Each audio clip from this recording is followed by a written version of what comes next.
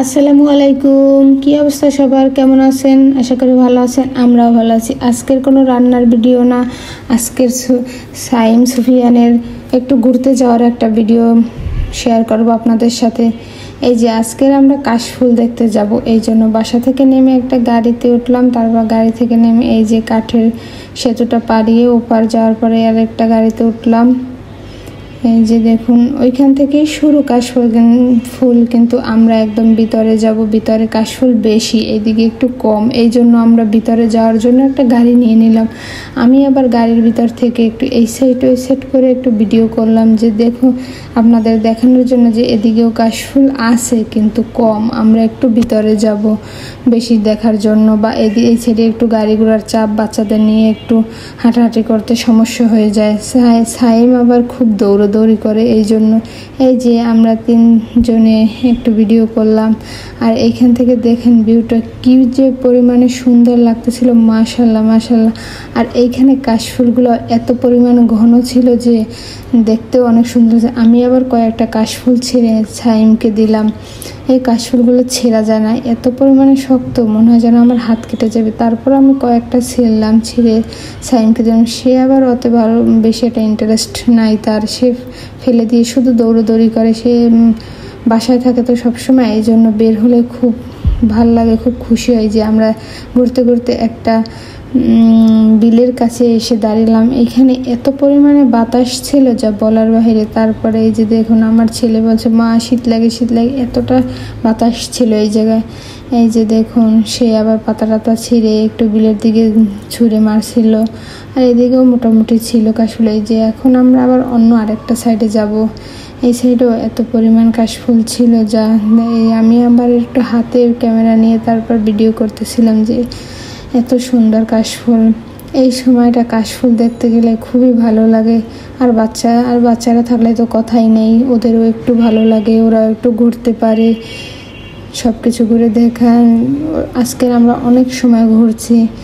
এইখানে শুধু ফুচকা চটপটি পাওয়া যায়, কিন্তু আমার ছেলে সব কিছুই খায় না, এই জন্য সে ঘোরাঘুরি করে দেখতেছে যে মা ওগুলো কী। আমি বলছি ওগুলো তো ফুচকা চটপটি। আমার ছেলে বলছে না, আমি ওসব খাবো না। এই যে ঘোরাঘুরি করতে করতে তারা ক্লান্ত হয়ে একটু বসে পড়ছে। এই যে দেখুন, তারা বসে আবার সে উঠে দৌড়াদৌড়ি শুরু করে দিয়েছে। আমি আবার এ সাইডে সেট করে একটু ভিডিও করলাম। সে আবার তার বাবার পাশে এসে বসছে। এই যে ওর কোনো ঠান্ডা নেই, ও সারাক্ষণই দৌড়াদৌড়ি করতে পারে। দৌড়াদৌড়ি করতে করতে সে একসময় হাঁপিয়ে যায়। যেয়ে আমাকে পানি দেখে বলে আম্মু আমি পানি খাবো। তারপর আমি ওকে টাকা দিলাম যে তুমি নিয়ে আসো একটা পানি। সে টাকা দিয়ে সুন্দর করে একটা পানি নিয়ে আসলো। এই যে দেখুন, তারপর আমি তাকে পানি খাইলাম। পানিটা মোটামুটি ঠান্ডা ছিল। এই যে তারপর একজন আইসক্রিম আঙ্কেলকে দেখে সে আইসক্রিম খাওয়ার জন্য বায়না ধরলো। তারপর তাকে একটা আইসক্রিম কিনে দিলাম। এই সাইডে এসে দেখি প্রচুর পরিমাণ লজ্জাপতি গাছ। আমার আবার দেখে খুব ভালো লাগলো, আমি একটু হাত দিয়ে ছুঁয়ে দিলাম। দেখি সুন্দর, সে লজ্জা পেয়ে একদম কমে যাচ্ছে। আর এই যে সুফিয়ান বাবু, সে একটু হাঁটাহাঁটি করতেছিল।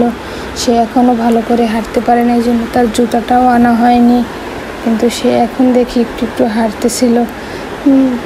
আর এই ছেড়ে আমার ছেলে বলছে বাবা আম্মু এই যে দেখো লজ্জাবতী গাছ। আমি বলছি বাবা এটা লজ্জাবতী গাছ না। তারপরে সে বল হ্যাঁ এইটাই লজ্জাবতী। আচ্ছা তো তুমি ধরো।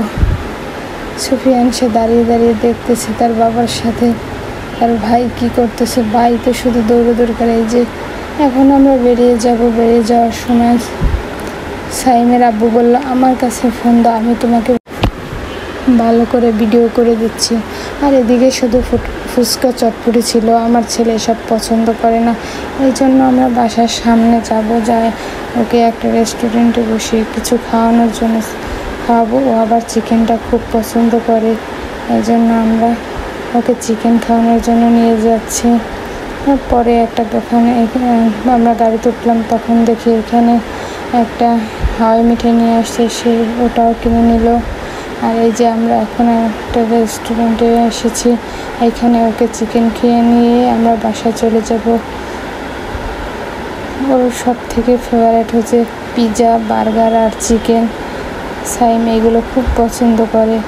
আর সুফিয়ান এখনো ওইসব কিছুই খেতে পারে না। বই দেওয়ার পর সে নিজে নিজেই দেখতেছিল যে সে কি খাবে। এই যে চিকেন খাওয়ালে আমরা বাসায় চলে যাবো। ভিডিওটা সবাই সম্পূর্ণ দেখবেন। আল্লাহ হাফেজ।